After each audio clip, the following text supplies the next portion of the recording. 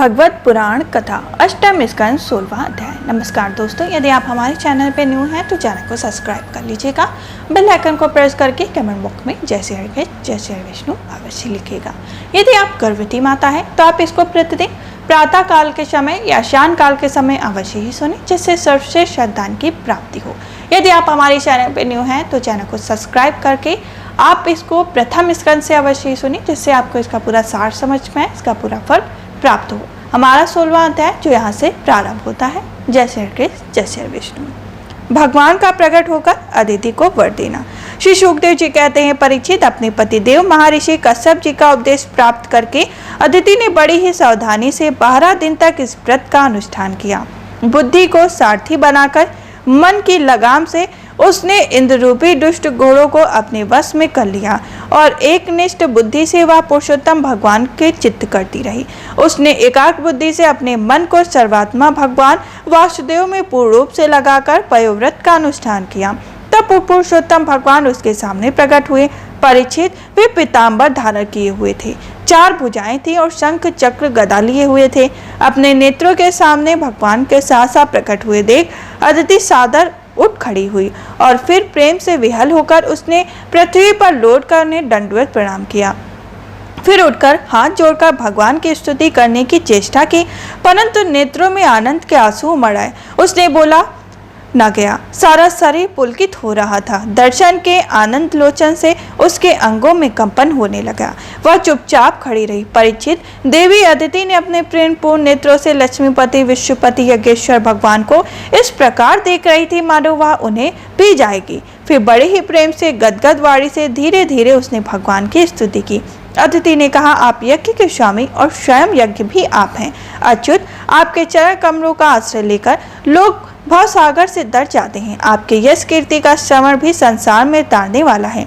आपके नामों के श्रवण मात्र से ही कल्याण हो जाता है। आदि पुरुष जो आपकी शरण में आ जाता है उसकी सारी विपत्ति का आप नाश कर देते हैं। भगवान, आप दीनों के स्वामी हैं, आप हमारा कल्याण कीजिए। आप विश्व की उत्पत्ति, स्थिति और प्रलय के कारण हैं और विश्व रूप भी आप ही हैं। अनंत होने पर भी स्वतंत्रता से आप अनेक शक्ति और गुणों को साकार कर लेते हैं। आप सदा अपने स्वरूप में स्थित रहते हैं।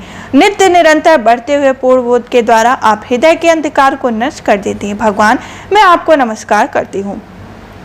प्रभु अनंत, जब सब आप प्रसन्न हो जाते हैं तब मनुष्यों को ब्रह्मा जी के दीर्घ आयु, उनके ही समान दिव्य शरीर, प्रत्येक अभिष्ट वस्तु, अतुलनीय धन, स्वर्ग, पृथ्वी, पाताल, योग की समस्त सिद्धियां, शत्रुओं पर विजय प्राप्त करना आदि जो छोटी छोटी कामनाएं हैं, उनके संबंधों में तो क्या ही कहना। श्री शुकदेव जी कहते हैं, परीक्षित, जब अदिति ने इस प्रकार कमलनयन भगवान की स्तुति की तब समस्त प्राणियों के हृदय में रहकर उनकी गतिविधि जानने वाले भगवान ने यह बात कही। श्री भगवान ने कहा, देवताओं की जननी अदिति, तुम्हारी चिरकालीन अभिलाषा को मैं जानता हूँ। शत्रुओं ने तुम्हारे पुत्रों की संपत्ति छीन ली, उन्होंने उनके लोक स्वर्ग से भी खदेड़ दिया। तुम चाहती हो कि युद्ध में तुम्हारे पुत्र उन्मत्त वाले और बलि असुरों को जीतकर विजय लक्ष्मी प्राप्त करें। तब तुम उनके साथ भगवान की उपासना करो। तुम्हारी इच्छा यह भी है कि तुम्हारे इंद्राणी पुत्र जब शत्रुओं को मार डालें तब तुम उनको रोती हुई दुखी स्त्रियों को अपनी आंखों से देख सको। अदिति, तुम चाहती हो कि तुम्हारे पुत्र धन और शक्ति से समृद्ध हो जाएं, उनकी कीर्ति और ऐश्वर्य उन्हें फिर से प्राप्त हो जाए तथा वे स्वर्ग पर अधिकार जमाकर पूर्वव्रत विहार करें। परंतु देवी, वे असुर सेनापति इस समय जीते नहीं जा सकते, ऐसा मेरा निश्चय है, क्योंकि ईश्वर और ब्राह्मण इस समय उनके अनुकूल हैं। इस समय उनके साथ यदि लड़ाई छेड़ी जाएगी तो उससे सुख मिलने की आशा नहीं। फिर भी देवी, तुम्हारे इस व्रत के अनुष्ठान से मैं बहुत प्रसन्न हूँ, इसलिए मुझे इस संबंध में कोई ना कोई उपाय सोचना ही पड़ेगा, क्योंकि मेरा आराध्य व्यर्थ तो नहीं जाना चाहिए। उससे श्रद्धा के अनुसार फल अवश्य ही मिलता है। तुमने अपने पुत्रों की रक्षा के लिए ही विधि पूर्वक पयोव्रत से मेरी पूजा एवं स्तुति की है, अतः मैं अंश रूप से कश्यप के वीर में प्रवेश करूंगा और तुम्हारा पुत्र बनकर तुम्हारी संतान की रक्षा करूंगा। कल्याणी, तुम अपने पति कश्यप से मुझे इसी रूप में स्थित देखो और उन निष्पाप प्रजापति की सेवा करो। देवी देखो, किसी पूछने पर भी यह बात दूसरों को मत बतलाना। देवताओं का रहस्य जितना गुप्त रहता है उतना ही सफल रहता है। श्री शुकदेव जी कहते हैं, इतना कहकर भगवान वहां अंतर्धान हो गए। उस समय अदिति यह जानकर कि स्वयं भगवान मेरे गर्भ से जन्म लेंगे, अपनी कृतज्ञता से अनुभव करने लगी। भला यह कितनी दुर्लभ बात है। वह बड़े ही प्रेम से अपने पतिदेव कश्यप की सेवा करने लगी।